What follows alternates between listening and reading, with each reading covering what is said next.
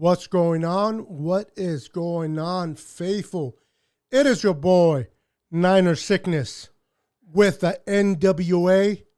Niners with Attitude podcast. How's everybody doing tonight on this Monday evening? Monday Madness. Good evening, good evening, good evening, everyone. Thank you for joining the show. Much appreciated, much appreciated. Dina, what's going on, Dina? How you doing, girl? Good to see you. Good to see you. How's everybody doing? So, Tom, how you doing, Tom? Welcome to the show, brother. Welcome to the show. Do me a favor. Hey, Kimo, what's up, brother? Before we go a little bit forward, can you guys do me a favor and like the video? Smash that like button in front of you and share, subscribe if you're not already subscribed, but you guys are popping in, so you guys are already subscribed and have the notification bell going on. But do me a favor, share the podcast, share it, and share it with everybody. I hope everybody's having a good evening. It's a new week, Super Bowl week. The Tampa Bay Buccaneers versus the Kansas City Chiefs. This is the week where all the players go on and do media and talk to the media. And, you know, this time last year, it was us. This time last year, we were at the podium. You were hearing Nick Bosa. You were hearing Sanders. You were hearing from Kittle. You were hearing from Jimmy Garoppolo. You were hearing from Staley. This week last year, we were getting ready to listen to the 49ers do Super Bowl week. Unfortunately, this year wasn't our year due to injuries and a lot of circumstances that took place.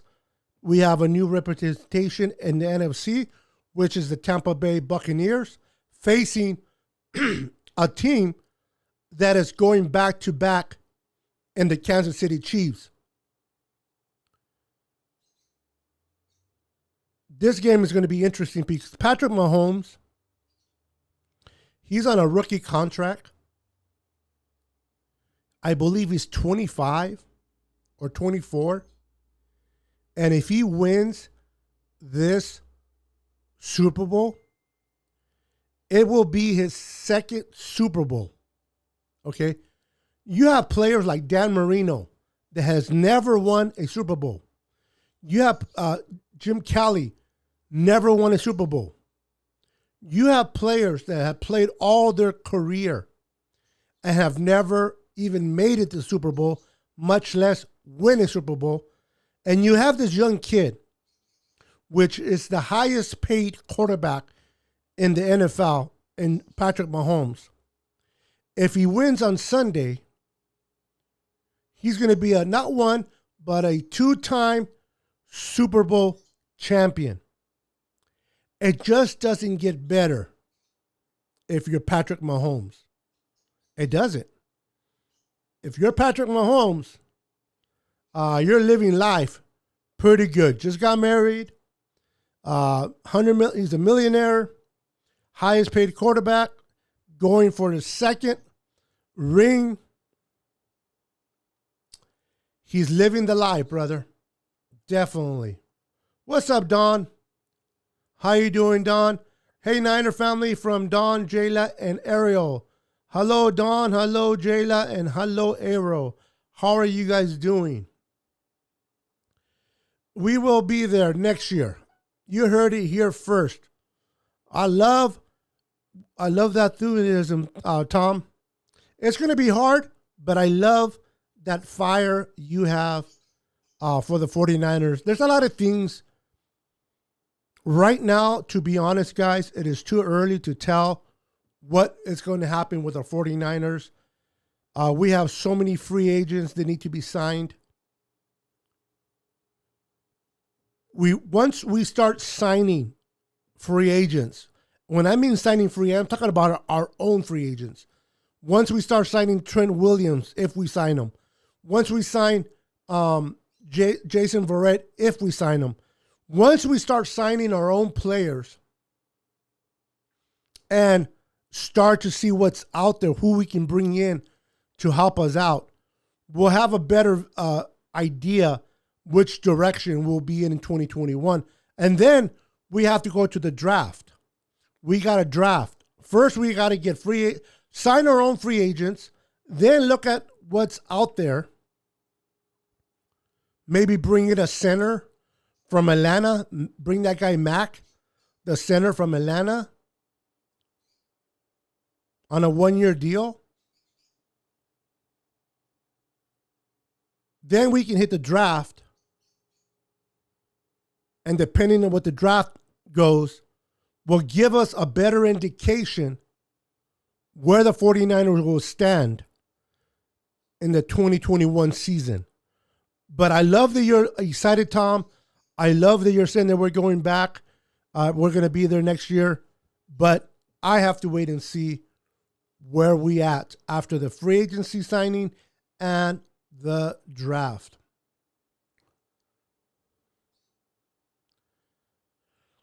Let's see here.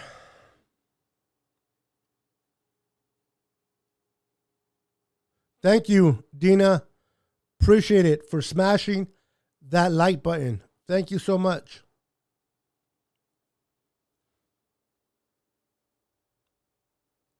"11 days until you move, huh? The countdown is on. 11 days, countdown. You know what? Moving is terrible. I don't like moving.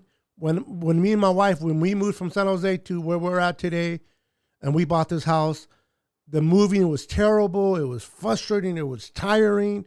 The packing, then the unpacking. But let me tell you, once you settle in your new place and everything and the dust settles, you'll be like, I am glad we moved. At least that's what me and my wife kind of went through. True, Beto. We need to keep our team, of course. Yeah. Well, it's gonna be interesting to see if we do sign Trent Williams. It's gonna be interesting to see if we do bring Jason Verrett back. Do we bring back Killer Witherspoon? Do we bring back Emmanuel Mosley? Do they go and follow Robert Saleh to the Jets? So many factors are going to take place come March. So enjoy February. Enjoy February, because once March kicks in, everything's going to start happening fast. Fast. We have to go for it next year and a year after. Our window is good for 2 years. If we don't get established at quarterback, brother, I don't know. We have to wait and see what our situation is going to be at quarterback. Are we running with Jimmy? Are we trading up in the first round and get maybe Justin Fields, or go get Wilson? Do we stay put at 12 and maybe draft a tight end out of Florida by the name of Kyle Pitts? I don't know if you guys have YouTube this kid. Kyle Pitts, tight end for Florida Gators. This kid is special. Imagine Kyle Pitts and George Kittle running a 21 personnel with 2 tight ends. Oh my God. This offense with Jimmy G healthy will be an offense to watch out for. I'm just throwing it out there. Just throwing it out there. Kyle Pitts out of Florida, the Gators. Tomorrow we are going to sign Watson. Every morning I wake up and I mention Watson 30 times. I love it. I love it. Speak it into existence, right? Speak it into existence. Knight. Golden, I am with you, brother. I am with you. My brother from Canada is a champ. Yes, bad dude. Yes, bad dude. Try to bring a little bit more clarity to that, unless you're responding to another comment on the comments. Worst case, we stick with Jimmy, and it ain't too bad. Okay.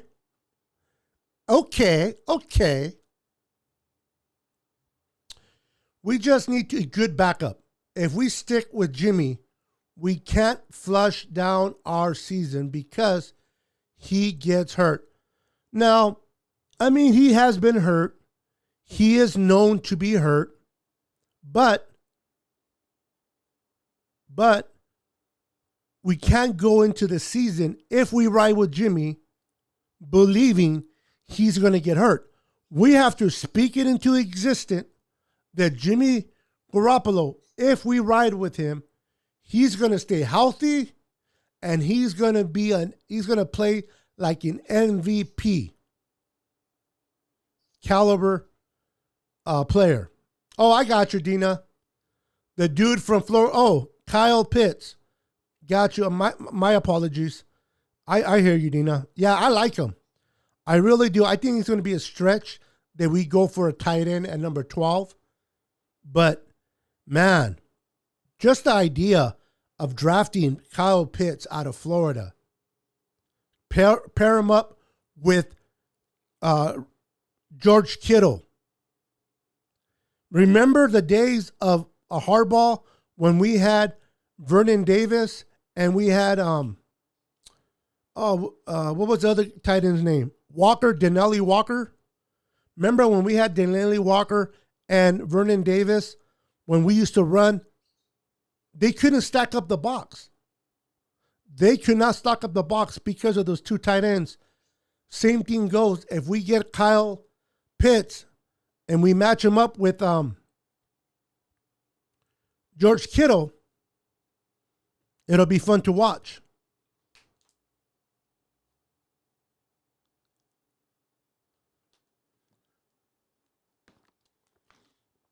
Knights Golden, much love and respect for you, brother. Thank you for the compliment. I appreciate you, brother. Much love and respect, bro.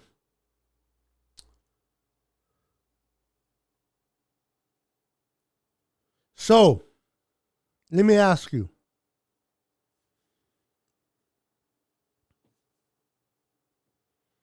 Just for conversation tonight. Okay. I understand we have to get past free agency first, and free agency determines which direction we will go in the draft. I understand that. I am very clear on that. But because this is the off season, and there's only so much we can talk about that is actually happening, we're going to talk a little bit. We're going to talk a little bit and speculate a little bit. Is that okay, guys? Is that okay with you guys? We're going to speculate a little bit. I want to ask you, Tom, Dina, Knight, and those that are watching, if the 49ers decide to roll with Jimmy Garoppolo and we do not trade up to get a quarterback, If you were the GM, John Lynch, would you trade down and accumulate more picks? And if you would trade down, how far will you trade down? Will you stay put and take the best player available? Maybe a top flight cornerback? I mean, the last time we drafted a cornerback in the first round was in 2002. His name was Mike Rumph, was the last corner that the 49ers drafted in the first round, 2002. So, if we stay with Jimmy G, do we move up and get a quarterback? Do we stay put at number 12 and get a corner or a tight end or the best player available? Or do we move down a few spots and get a couple more draft picks to continue to replenish our team?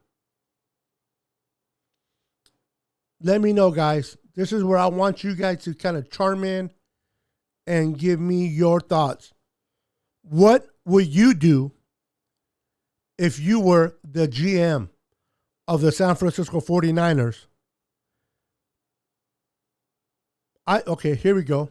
Tom says, I would stay put at 12 and draft a cornerback. Okay, now, Tom, what corner would you draft at number 12? What corner do you like for the Niners to draft at number 12?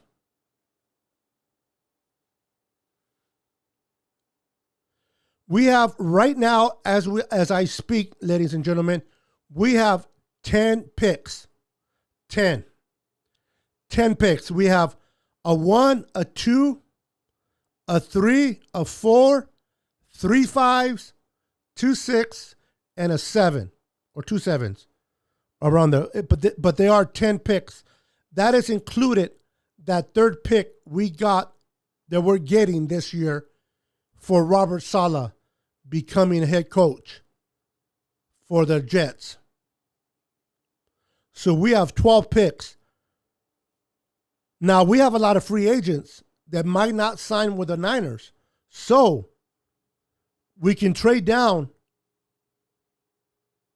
and accumulate a couple more picks or draft a corner.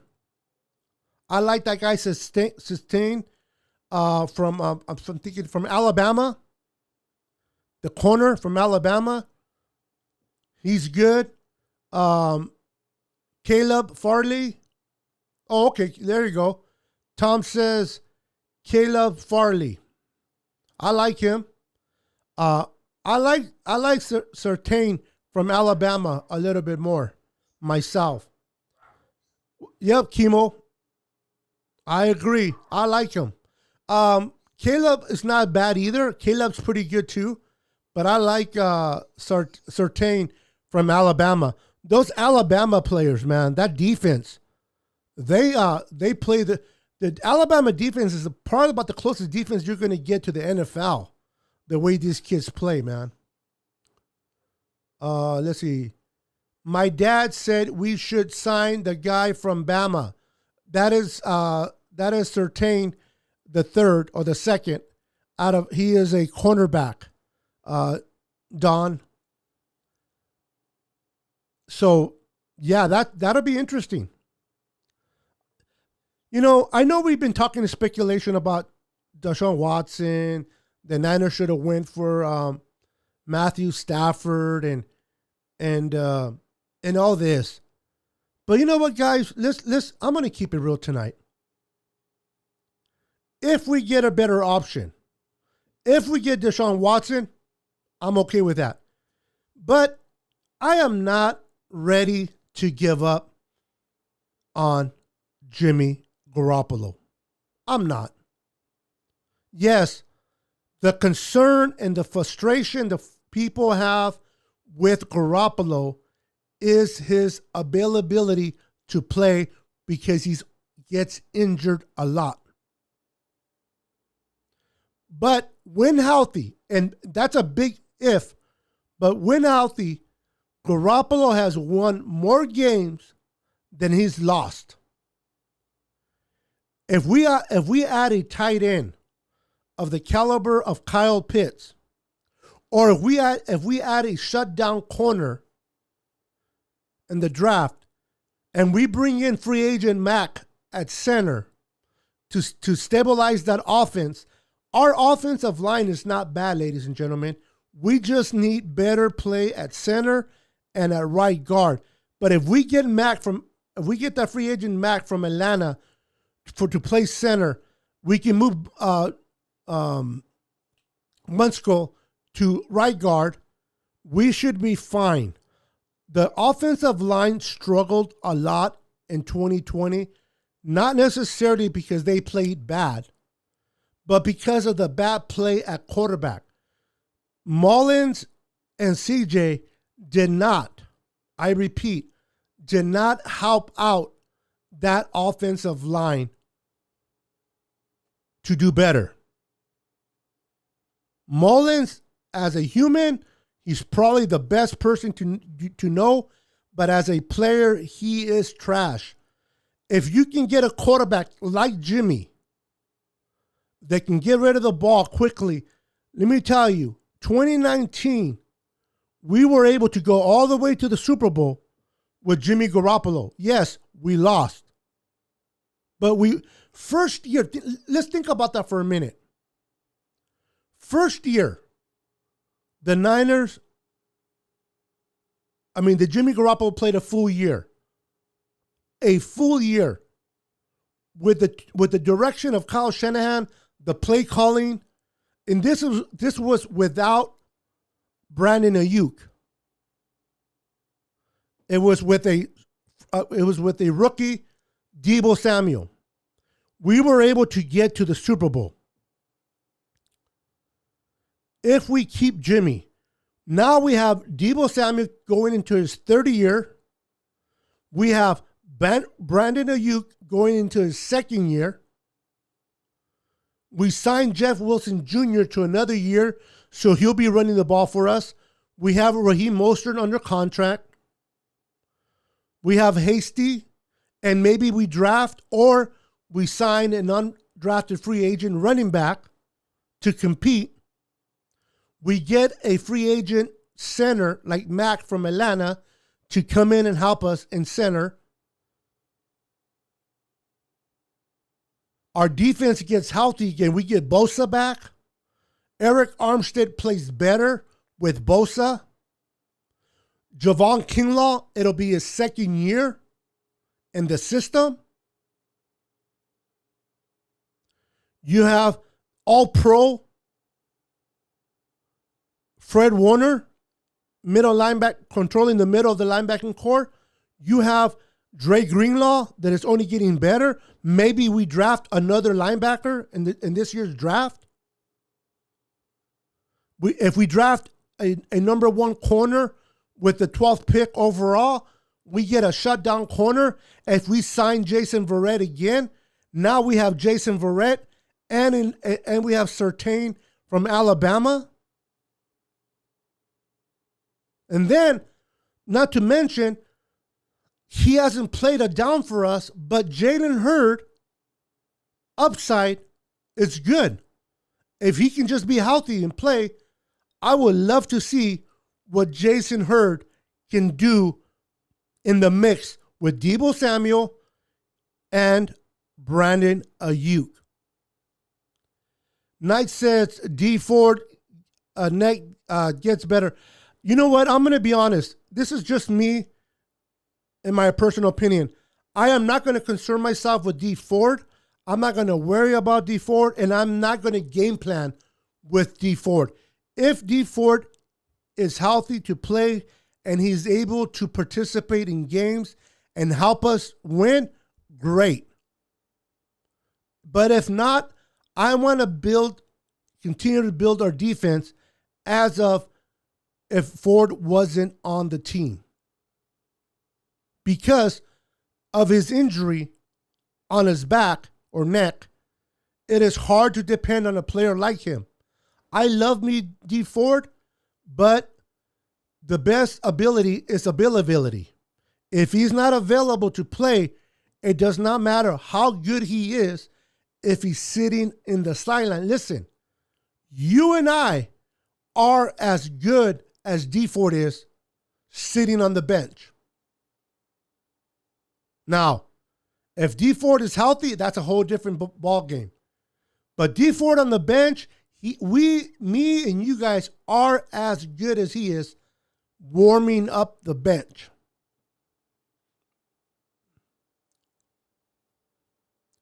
Beto, name me one team in the NFC that is better than us. In the NFC,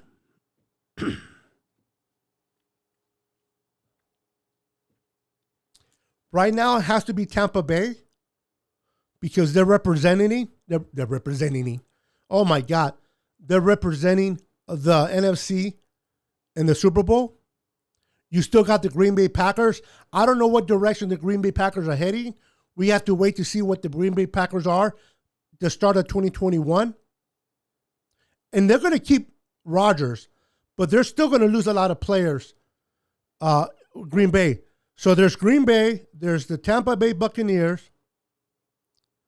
Whether we want to admit it or not, the Los Angeles Rams got better with Matthew Stafford. They got better with Matthew Stafford. Now, let me correct myself. I'm not saying they're better than us. What I meant to say is those teams are good and will be good in the NFC. They will be competing with if we stay healthy. But a healthy 49er defense, if we get Trent Williams, Jason Verrett, if we draft a top corner with that 12th pick, or if we get a tight end with a top pick, we can definitely improve our offense. Hold on, guys. I have Mr. Florida Mike popping in. Give me 1 second. Give me a second. He is popping in. Let me bring in my boy. Give me 1 second, ladies and gentlemen.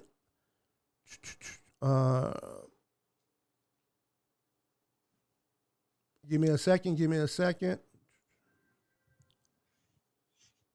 How you doing, Florida Mike? Can you hear me? I can. Can you hear me? I can hear you. Okay. Can you hear me? I can. You can or you can't?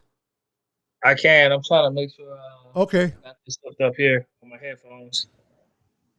You sound good, brother. You're coming in nice, loud and clear. Okay. So you're Yeah, you're good. I can hear you through my laptop, but not my headphones. Hold on. Let me. Okay, you got to change the settings on your laptop.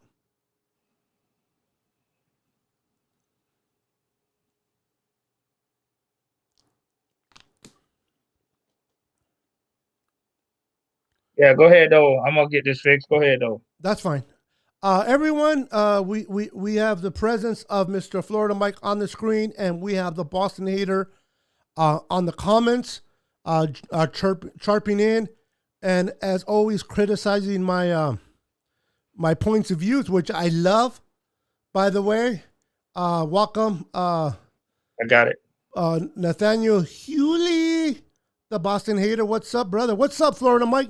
Good to see you, Now brother. we're rocking. We're rocking now. Good to see you. How you doing, brother?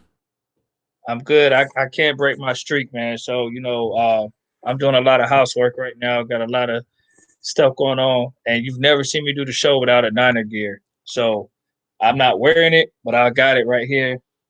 You know, That's what I'm if you talking can't about, see. bro. Can You you know what see? though? You know where I see the Niners? You know where you have the tattoo of the Niners, bro? Huh? In your heart, bro.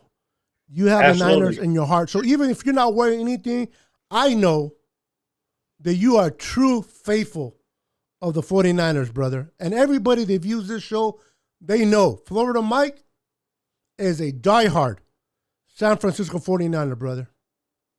Yeah, man. Hey, Brian, Steve Young, baby. everybody's a Niner fan. They bleed red and pea gold. They're born a Niner fan, so you already know.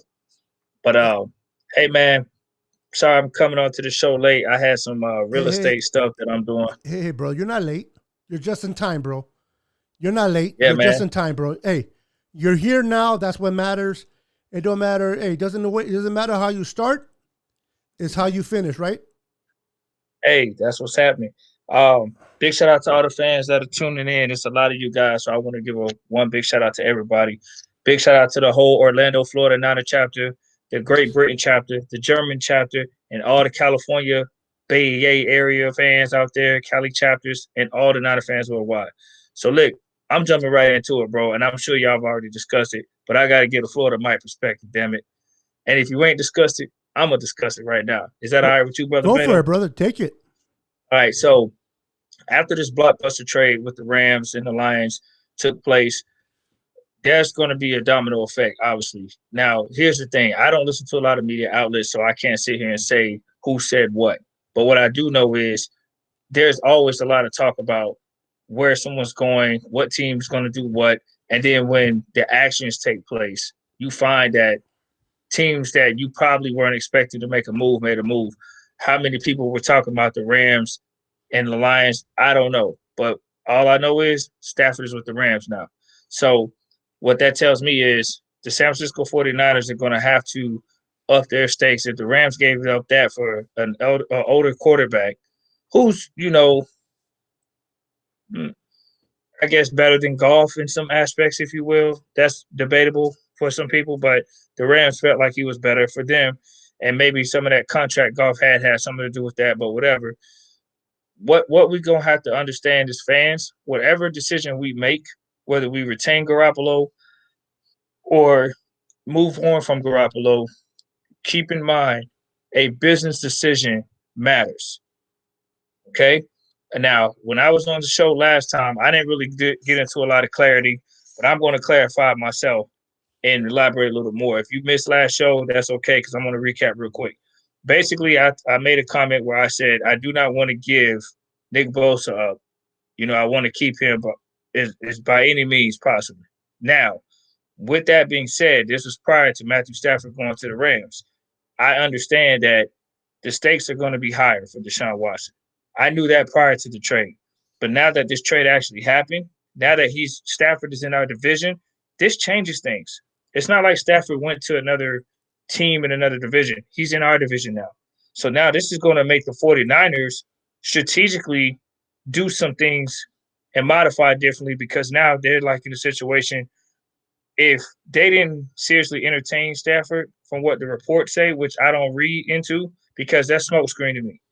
Coaches are going to politically say we never entertained him. They could have low key entertained him, but they don't want that leaking out because it's going to make Garoppolo feel a certain way. So politically, whether in their hearts, we'll never know. But politically, they're going to have to say they didn't entertain him. I'm pretty sure they did. From a business standpoint, they got to. So here's the reality. Now that Stafford is in our division, this changes things. Whether you like it or not, it changes things. That means either the Niners are going to be super aggressive in pursuing another quarterback for their future, whether it be through the draft, whether it be for Watson, or possibly Aaron Rodgers, from what rumors I'm hearing, or they're going to keep Garoppolo. But whatever we do, things are not going to be the same in San Francisco. That's a fact. So whether we prioritize a quarterback or another position of need, I think we're going to prioritize a quarterback because I don't know that Kyle Shanahan is sold on Garoppolo being the answer for a while. Um, like I said, guys, whatever happens, you're going to have a segment of 49er fans react in emotion because everybody's invested in our team and we want to win. But whatever we do right now, this is Kyle Shanahan's decision. This decision at quarterback to me is a big decision Kyle Shanahan and Lynch are going to have to make because his track record for quarterbacks, getting Garoppolo from a business perspective was great, but is it his guy? I don't think Garoppolo was Kyle Shanahan's guy. I think he got Garoppolo as a consolation prize for a good deal. Will the New England Patriots take Garoppolo back? Who knows? But at the end of the day, San Francisco has to get their quarterback now. If they got to make a decision. Do they want Garoppolo for the foreseeable future, and play it safe and just build around them and try to get back to the Super Bowl, or do they want to go get, um, you know, a quarterback that can make it happen, and we take a dip on probably the defensive side of the ball for a couple years? You know, that's what we're going to have to figure out. So it's going to be interesting to see. A lot can happen between now and free agency and whatnot, but I don't know that Kyle Shanahan sold on Garoppolo as many people might think. Okay. And that's a very good point. Very good observation. I like it. Very good point. And you're right. Uh, Matthew Stafford coming to the Rams, coming to the West, is definitely going to put a little bit of fire underneath the Niners. But the Niners are still going to do their due diligence in making the right moves at quarterback based on what benefits the Niners in the long run. But I wanted to say something real quick and real clear to everybody that's watching. A lot of you guys are stating that Garoppolo's probably mad. He's butthurt because we were talking to about math. Let me tell you, these guys are professionals. Kyle Shanahan, listen, everything is his speculation. Everything is hearsay. I'm pretty sure Kyle Shanahan has that relationship with Garoppolo and told Garoppolo, listen, we're always going to look at upgrading at every position. We're going to do what it takes to do that. But you are our guy. I'm pretty sure Jimmy's not butthurt. Jimmy's not going to sit there and cry, Whether we keep him or not, that has to wait and see, Mike. But for those that are saying that Jimmy's upset and now he wants a trade, first of all, he has no value in the trade market right now. Okay? As Boston's hater told me earlier today, it doesn't count us a lot against the cap if we sit his butt down. So Garoppolo doesn't have play but to play for the 49ers if that's the direction we choose to go to. So I just wanted to clarify that to the viewers that Jimmy, if the Niners want Jimmy to stay, Jimmy will stay, and he'll shut his mouth and he'll play the best of ability. If not for us this year, maybe for him going somewhere next year. But Jimmy sitting down and not playing for the Niners is nowhere near the Deshaun Watson situation with the Texans. He has leverage. Okay? Garoppolo really doesn't. So I just wanted to point that out. I see the Boston hater trying to come in, Mike. So let me go ahead and talk to the people. I'm going to bring in Boston hater real quick. Yeah, and last week's episode, I didn't really get a chance to elaborate because it was more of me listening to my panel and the respective viewers, but I'm going to elaborate today after I've listened. So what I will say is I understand, like when me and Boston Hater talked a little bit, and I agree.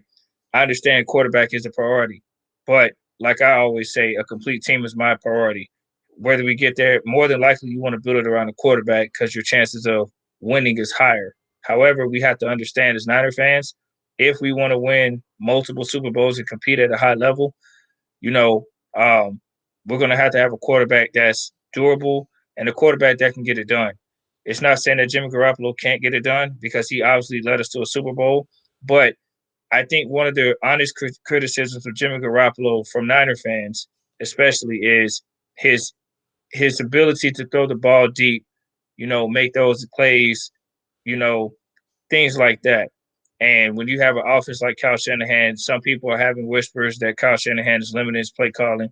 So the question now comes: if you have these concerns and you got to the Super Bowl with that, what can you do with the quarterback like Deshaun, who's a top five? There's not many teams that will not trade their quarterback in the league. Texas is one of the teams that's giving away one of the top five quarterbacks in the league. You're not going to see that from Tom Brady leaving Tampa. He's going to retire there. Aaron Rodgers more likely is going to stay in Green Bay, unless some crazy trade happens. Buffalo's quarterback seems secure. Patrick Mahomes seems secure. So Watson is one of those caliber guys that's available. You're not going to get that often. You know what I mean? Not the caliber of Watson. So if you're going to get a guy like Watson, you got to get him now. And at this point, these teams are going to be aggressive, And I hate to say it, but it is what it is from a business perspective. And I would love to keep as much talent as possible, but I understand when you're getting a generational quarterback like Watson, the reality is from a business perspective, you're probably going to have to give up Nick Bosa. It is what it is, and I don't know if we can do something like give away Eric Armstead and a Dre Greenlaw as two defensive guys to complement whatever they want. I don't know. I said That would that be fun earlier. for me, but um, I personally would rather keep Nick Bosa and Fred Warner and Kinlaw and have Watson. That's what I would want in my world. But the reality is, from a business perspective, um, it's going to be challenging to retain some of the star players on the defense side of the ball. So Nick Bosa will probably be one of those guys in the package that has to go if we get Deshaun Watson. And hey, listen, if that happens, do I want to see him go? No. But am I going to be? Will I get over it? Yes, because I value Deshaun Watson more than anybody right now on this team. I wanted Deshaun coming out of the draft, and I'm going to stand with what I said in 2017. We should have had him back then, and damn it, we need him now.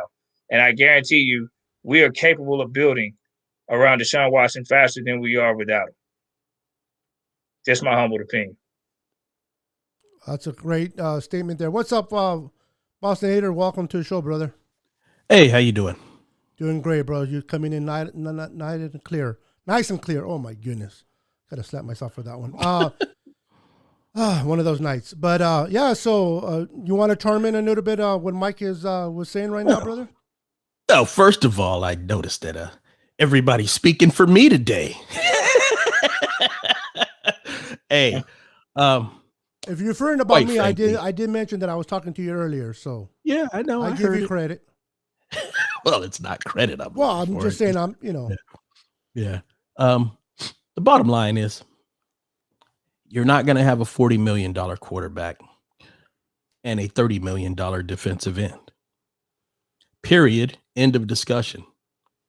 Nah, not to go along with a $22 million left tackle and a $15 million tight end, and what's probably going to be about a $13 to $17 million middle linebacker. It just doesn't. Oh, and not to mention your already $15 million defensive tackle / defensive end. It just doesn't add up.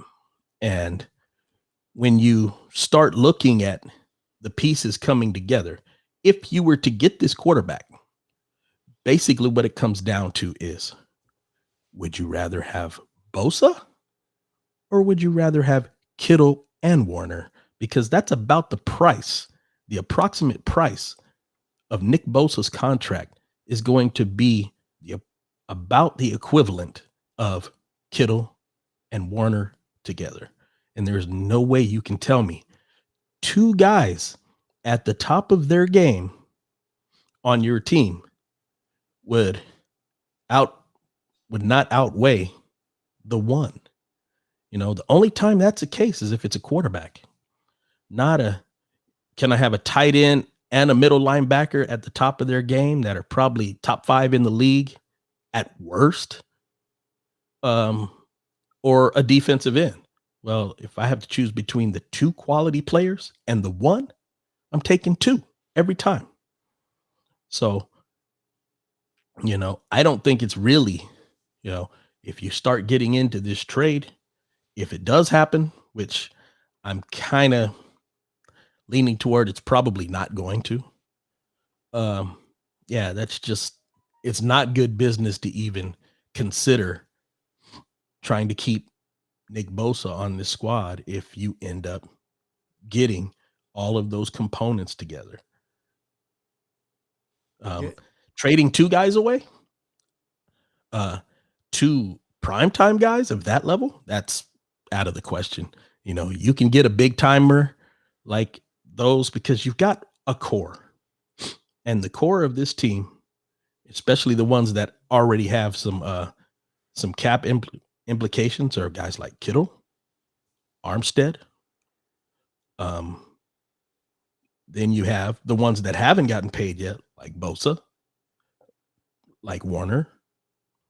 And when you look at that, you have to make decisions based on what fits and what's going to keep your team at the highest level. And getting rid of a defensive end, or like I said, your middle linebacker, who's the quarterback of your defense, and the tight end, who is probably the best tight end in football and the heart and soul of your team, for that matter, it's probably not a good idea. It's probably better to let that young defensive end go. That's going to cost equal to that. So that's basically where I'm at with it. I wanted to touch real quick on the whole Matthew Stafford to the Rams. The Rams are a better football team than they were before Matthew Stafford got there, but they're still an incomplete team. They're still a wildly incomplete team, specifically on the defensive side of the ball. So, all this hoopla and hype about them, yeah, they're better offensively, but they still need help defensively. And they weren't a bad offense to start with. So I don't know if they're going to take some leap and bound improvement.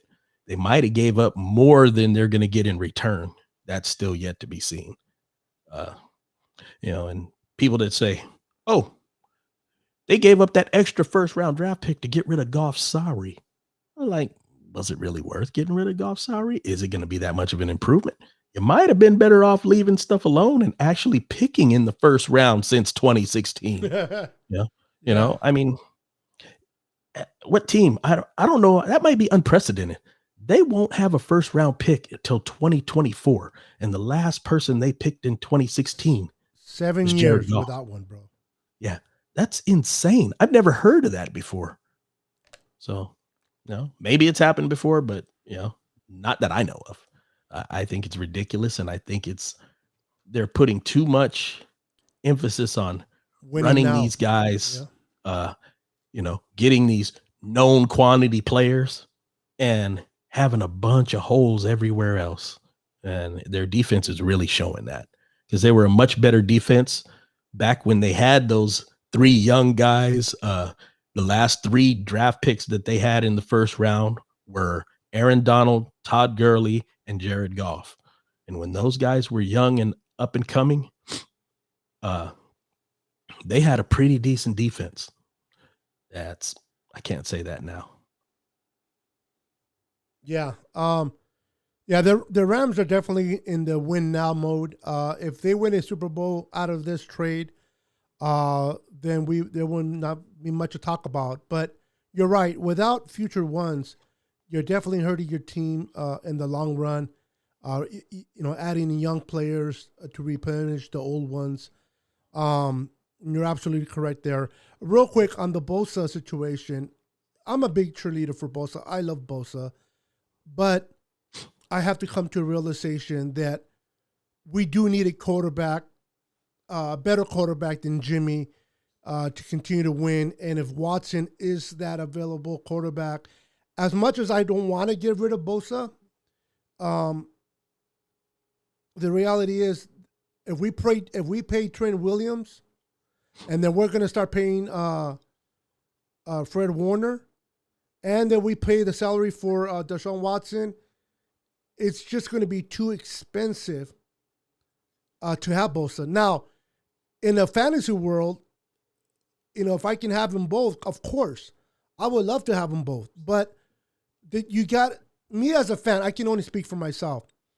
I want Nick, and I would love Deshaun Watson, but that's not going to be realistic.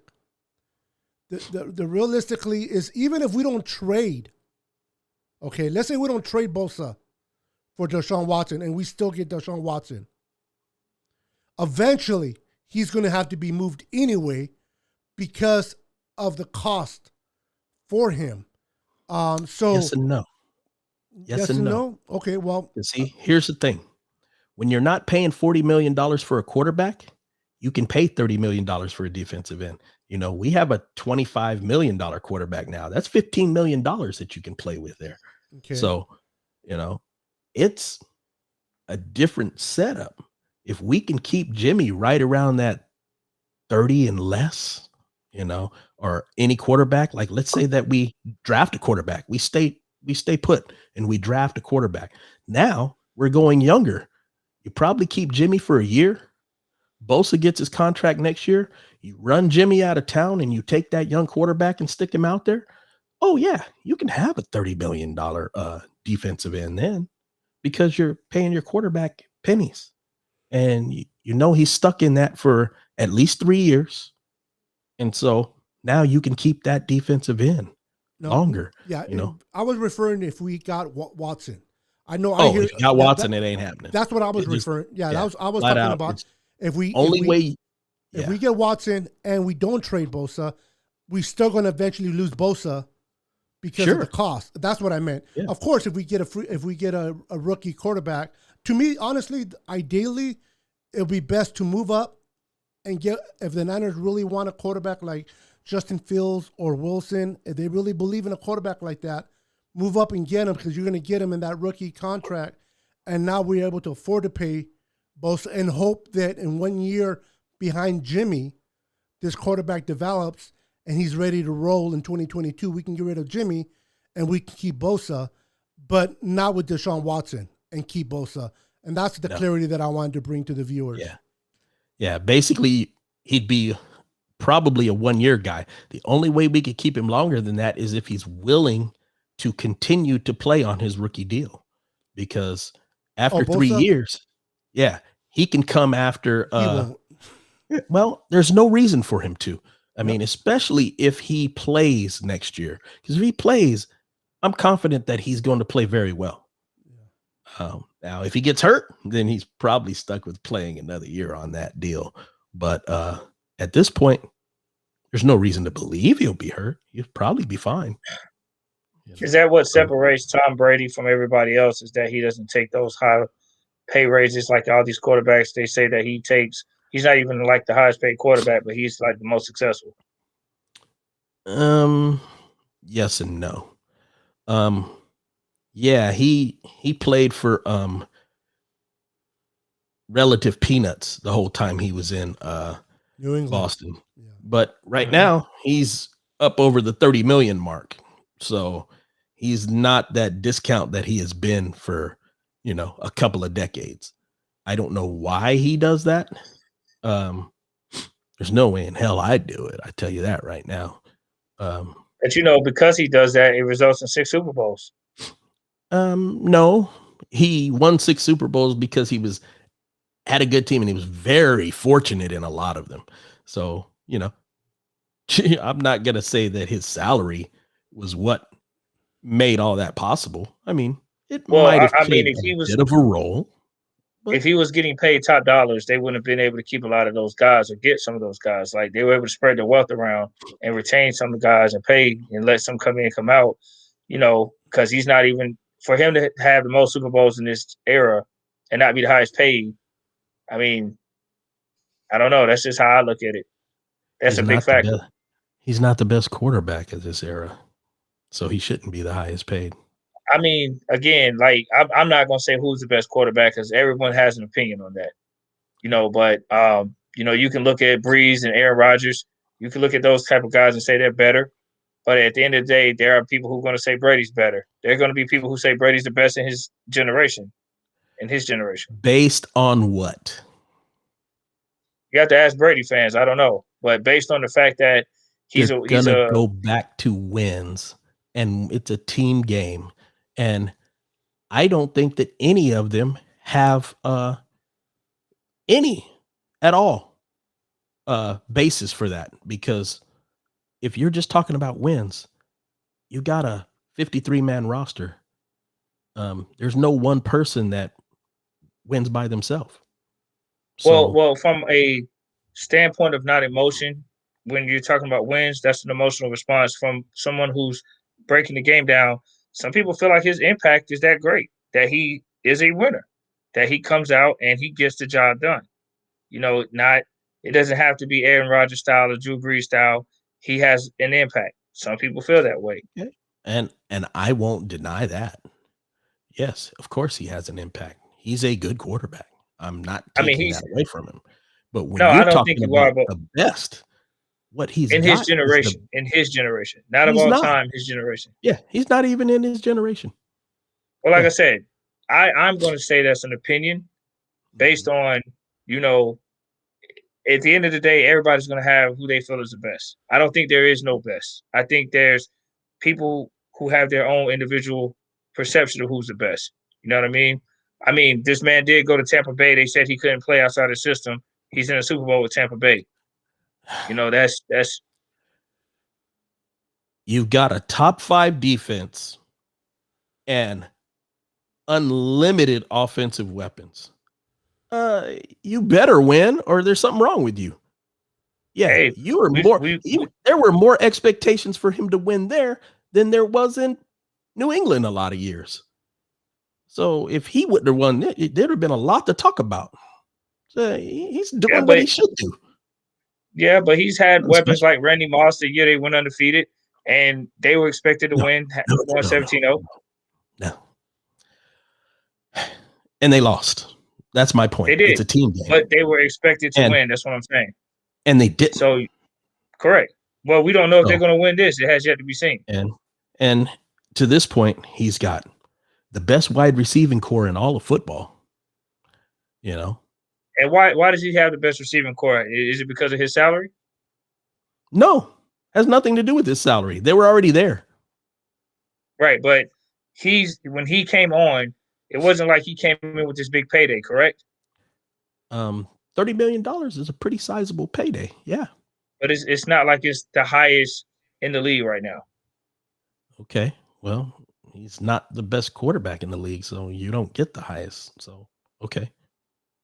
Well, like I said, that's at the end of the day, that's opinion based. You know, that's how you feel, and you're entitled to that. But somebody else can come out and say otherwise, and that's how they feel. I don't really care. I don't think there's a such thing as I don't see a big difference between the top echelon of QBs in the league. Whether you base it on win success or whatever people's criteria is, that's on them. The whole point is going back to the original topic. Deshaun Watson is in one of those caliber elite quarterbacks in the league, and I feel if we have a chance to get him, I mean, hey, come on, we gotta make a run. Now, I'm hearing that Texas wants 2 first rounds, couple second rounds, and a couple of defensive key impact guys. So I don't think that's going to fly with us. Now, if we can renegotiate or counter that and get something to where it's less taking away from us, because we're going to take a dip, but if it won't hurt as bad, I hope we can find a way to get him. You know what I mean? Because Watson can also say, hey, I want to go to a particular team. And if San Francisco's a team, you know, that's where he can cut their legs from under them. Right. If he does that. And he might give them 1 or 2 choices, maybe 3. And basically it's between those teams to come up with what he's willing to accept. Also has a lot to do with it, because see, if you gut the team that he's going to, he might say, I'm not going. So you got to keep him somewhere where he feels like he can be competitive with what's there. Absolutely. Beto, let's get some of the fans, man, because this is a hot topic, man. I don't want to take away from them. I see they comment, and I see a couple comments coming up. I open up my window back, and if you want to flash on the screen, Beto, man, we can start chiming in on them. Yeah, I was just sharing the podcast, but let's see here. Keep your questions coming tonight. Let's see here.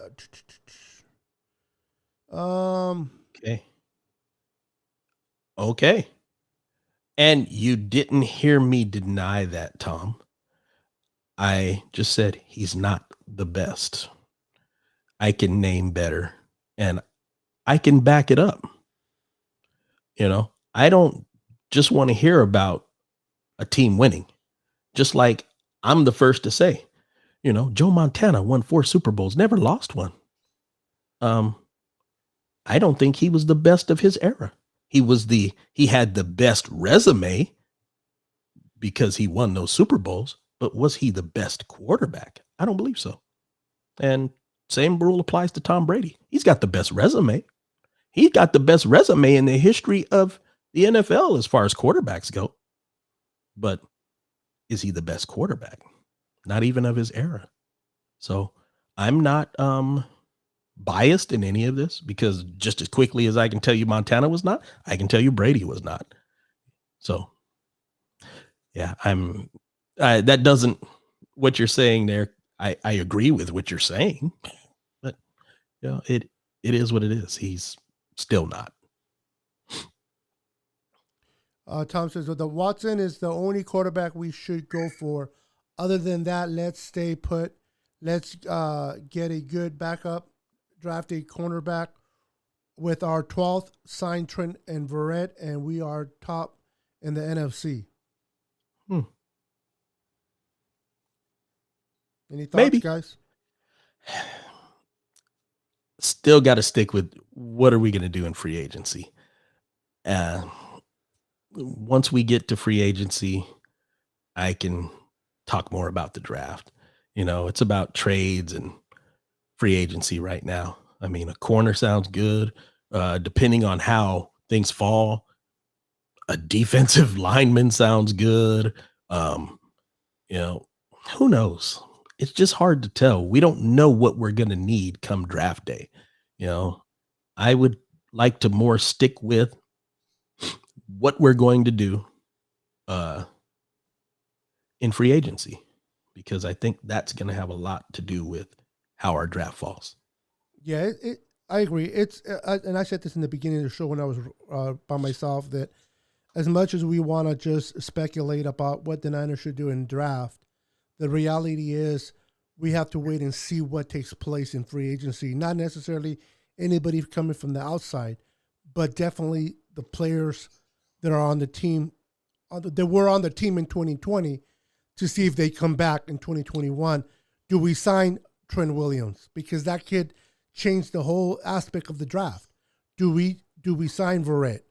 And so we definitely have to see what takes place there, and then we'll have a better picture of what needs are going to be needed in the draft, and then we can speculate what they should do in the draft based on who they sign and who they bring in afterwards. But it is hard to say that now, because we could be talking about moving up for a quarterback all freaking time, and Trent Williams doesn't get signed. Now that changes. Oh, absolutely. Yeah. Now you have to deal with the tackle issue. And, like last year, when we didn't know that they had Trent Williams in their hip pocket when they drafted Javon Kinlaw, and they moved off of, we would have drafted Tristan Wirfs. No doubt. Yes. Over Javon Kinlaw. Yes.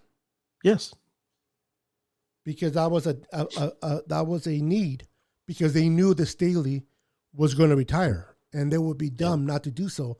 But because they were able to get an agreement with Trent Williams, they had the flexibility to not take a tackle and go with a defensive tackle instead. And that was because of the agreement of bringing in Trent. So you're right. We have to wait and see. I know sometimes it can get a little boring in conversation-wise, because free agency and all that doesn't take place until March. But everything that we do between now and then is always going to be speculation, because we don't know nothing for certain until we know where the dominoes fall with our own free agents, and then who we bring in. Maybe like the guy Mac from Atlanta. Do we bring him in at center? That changes. I really think he's going to end up here. I really do. I hope so. Yeah. I hope so, because I think he'll be perfect for us. And so once we do that, then we can talk about which direction the Niners should go, or which direction we think they should do in the draft, based on what the domino effect of the free agency. But right now, and we can talk about it, but it's all speculation. Like I said, anything can change until we hear. Let me ask you guys a question for everybody out there. Sure. If we acquired Deshaun Watson to give up Nick Bosa and draft picks or whatever, are we a better team instantly with all of that being gone? Assuming I know we don't know what free agents bringing, but that's why I can't. Are we a better offensive team? Absolutely. Okay. So with that being said, we are instantly upgraded to the point to where I believe our offense can carry this team enough. And that's not even knowing what free agents we got. Pretty much what I'm saying is I have that much confidence that Deshaun Watson will make us a instant better team offensively, despite, whatever we lack on defense from the pass rush. I'm honest. I'm telling you now, I want Deshaun Watson here. I've been saying it since 2017. I'm not going to change my stance. I am willing to part ways with Garoppolo, and I want Deshaun Watson here. And I believe in our division, we're going to win it next year with Watson, and we'll have a good shot depending on how things go. Who knows? We're in there. Imagine if we get Deshaun Watson, Matthew Stafford with the Rams, Russell Wilson with the Seahawks, and Kyle Murray with the Cardinals, how this division is going to be competing with one another. It's definitely going to be fun to watch going down the line. But to your question, and everybody answered, yes, just like the Rams got better today as they were when they had golf, the Niners will get way better with Deshaun, even with the absence of Bosa, better, because Deshaun Watson, to me, will elevate Deebo Samuel, Brandon Ayuk, George Kittle, with his playmaking, with his ability to extend plays. That within itself will make the offense better, in my opinion. Not to mention that it will also make the running game better because Yes. you can't crowd the line of scrimmage like you do today. Because of that deep ball, yep. What They're not afraid now. What will it take for the 49ers? There's talk about other teams having a good situation for Deshaun, maybe even better than us. Okay. I know, in my humble opinion, and I'm a Niners fan, I know, but I don't care. In my humble opinion, we are ready to win now. I don't think Miami's ready to win now. I don't think the Jets are ready to win now. And the Colts are in their division, not happening. So all these teams that are popping up, I think San Francisco is the best team for Deshaun Watson for the simple fact that you got the best tight end in football. You got great running game. You got a great coach, call plays up for you. You got everything you need there. I mean, what better situation? Who's got it better than us? Nobody. But you know what? To the reference of Miami, I don't know. Miami is a pretty good team, Listen, man. Miami has a lot of draft capital. They have this and that, but they went through 3 different offensive coordinators, correct? I believe so. I'm not sure though. Yes. They don't have no stability there. They will be a weaker team when they give up all their draft capital or whatnot. That's what I think. They're not going to have that draft capital to build on, because if they get rid of their future picks and some of their guys, they got a future team. Yes, they could build around that. Yes, they could do other stuff. But San Francisco has an instant team ready now. We can do the same thing and better, faster. A lot of what they would be doing is giving Houston back their own damn draft picks. So I don't know that it's really mortgaging everything because, half that stuff was Houston's anyway. But what does the Dolphins have right now better than us offensively if they gave up their picks? Because is there any players that the Texans would want from Miami? Here's the thing. Miami's got more draft picks and better ones than we have. Yeah. Oh, yeah. So that's what they have, first of all. And they're not going to hurt as much by giving up players because they don't have players. Like, they want defensive players. What? I mean, Miami's got some good defensive players. They don't have some of the standouts we have. So this goes back to my point. You're talking about draft capital, how they have more. We have enough draft capital and better quality players, which the Texans will value because they want better quality players in addition to draft capital. We still have a team after all that's said and done that will accelerate to playoffs right away with Watson. I don't know about that. We win our division with Watson. I believe it's definitely something that could be looked at, and it's, which came first, the chicken or the egg, tomato. I mean, stupid. It's a darn it's basically a darn crapshoot. You could go either way. things could really work out for them if he went there, and things could really work out for us if he went here. So I don't know that there's necessarily a bad choice in Well, either I one. mean, I'm not saying it's a bad choice. I'm saying from an advantage standpoint, from a business and collective overall body of talent, and where Deshaun can win faster. I mean, in Miami, they had 3 different offensive coordinators. I'm not so Kyle Shanahan's better than whoever they got. Period. Kyle Shanahan is more success. Will have Deshaun more successful than Miami. I believe so. Kyle Shanahan has I don't better know. play calling. I believe so. Here's the thing. He doesn't struggle in Houston, and they have nothing. So if you give him an adequate play caller, he's probably going to be just fine. He's already an elite quarterback with junk. So, I mean, is that But you give really a him consideration? Raheem I mean, Mostert, I you don't give him know, man. Brandon Ayuk, Mostert, and George Kittle. What does Miami have of that Miami's caliber?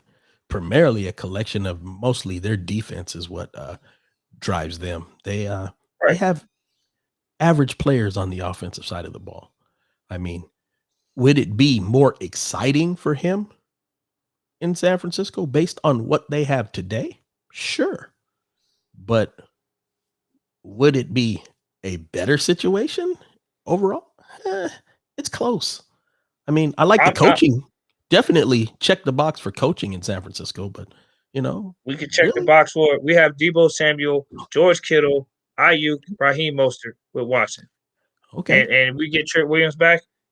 I don't see Miami having that. That's a huge check mark on our side on offense. Okay. You see what I'm saying? I value totality. Coaching, offense, defense, special teams. We definitely check 2 for sure. Defense, that would all depend on what's traded and what's out there in free agency. But just on offense by itself, they don't have a Okay. George Kittle, Debo Samuel, Mostert, and Ayuk on the come up. We have all Okay. that.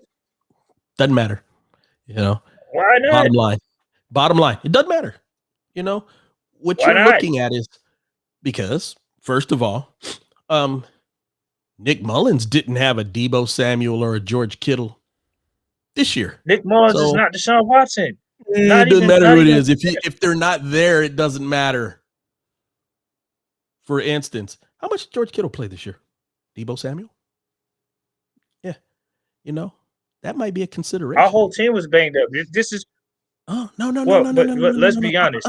Hold on now. Hold on. I hear you talking, but let's be real. What season did George Kittle play 16 games? None. Okay. Debo Samuel? None. Okay. Now, I hear you talking about these guys, but are they always there and available? Okay. That's a consideration. That's something that probably goes through his mind. I love what they have here, but are they going to be there? Okay, so I'm going to respond, if I may. You just said that he did more with less with the Texans, right? Imagine what he'll do with the Niners, regardless if they're there or not. He's still going to have a better team and still going to make those plays. Why not? If we competed without these guys, with Nick Mullins, what do you think we're going to do with an upgrade top 5 quarterback? I mean, and here's the thing. You're talking about how they didn't play out 16 games. Name a season where we had like this before. How many times have we been banged up like this for the majority of the season? We haven't had that since I've been watching Niner football. I don't remember a season like this. This is an exception to the rule year. Next year, we probably won't be banged up like that. But this is what you got to understand. There's a whole lot of different scenarios. And I think that you're discrediting others. I don't think we're a bad situation at all. I think we're a great situation.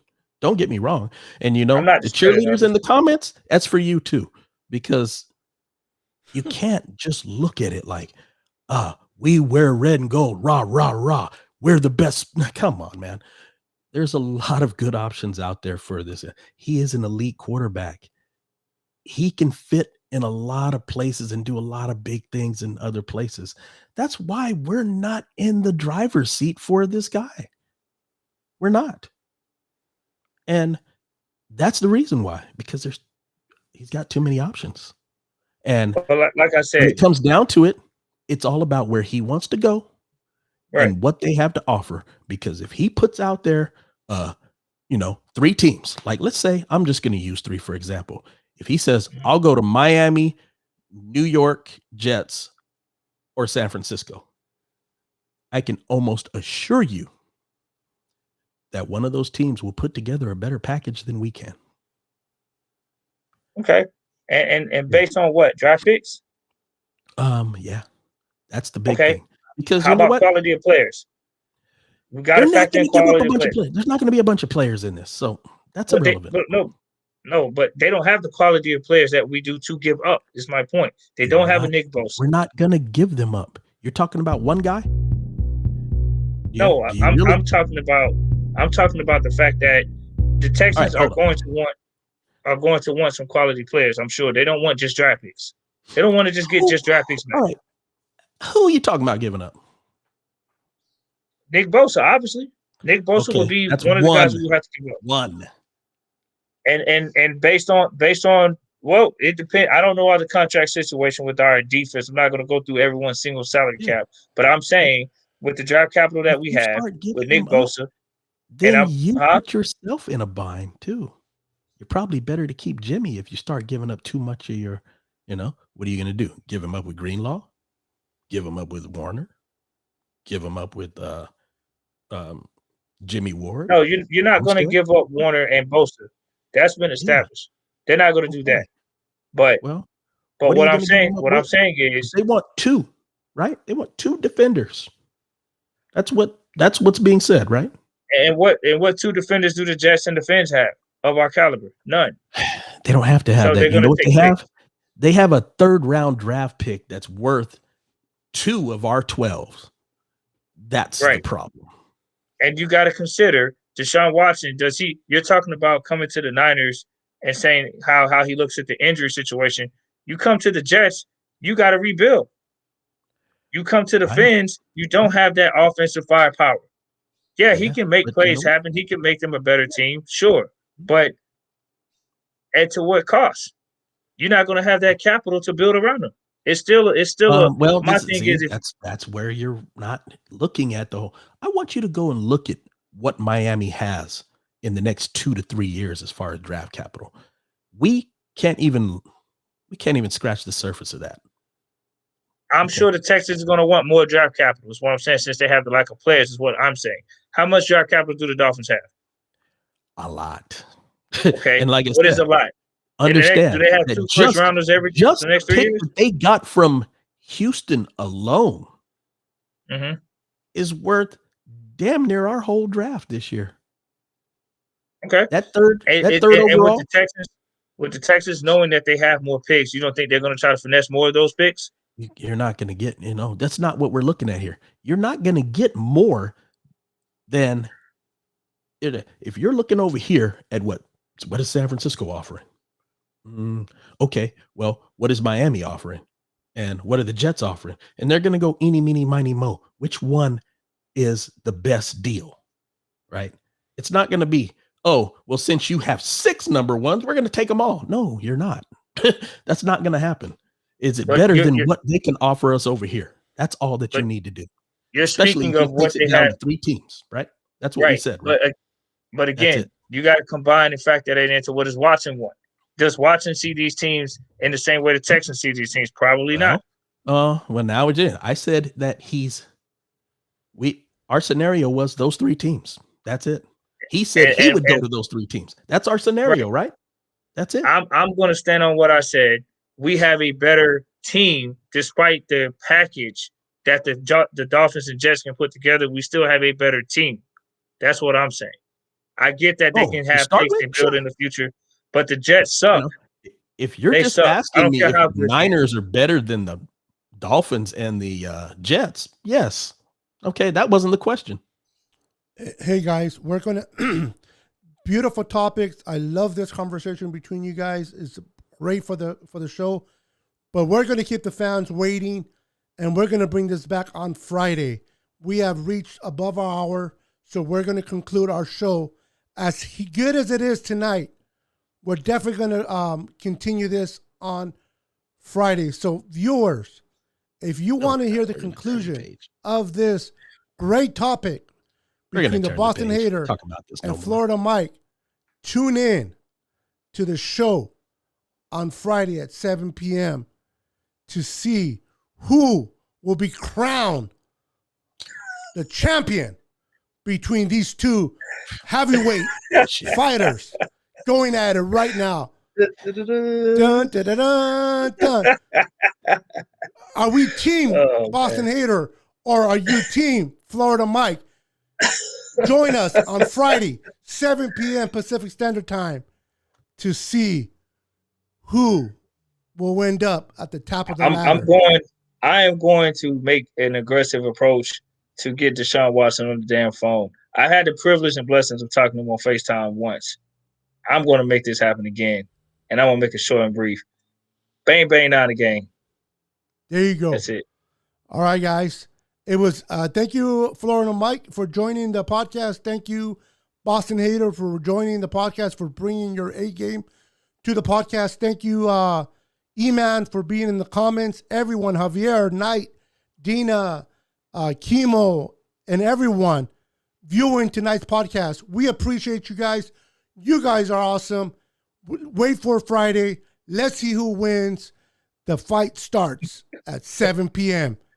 Don't be late. Until then, we are out. Good night, gentlemen. All right.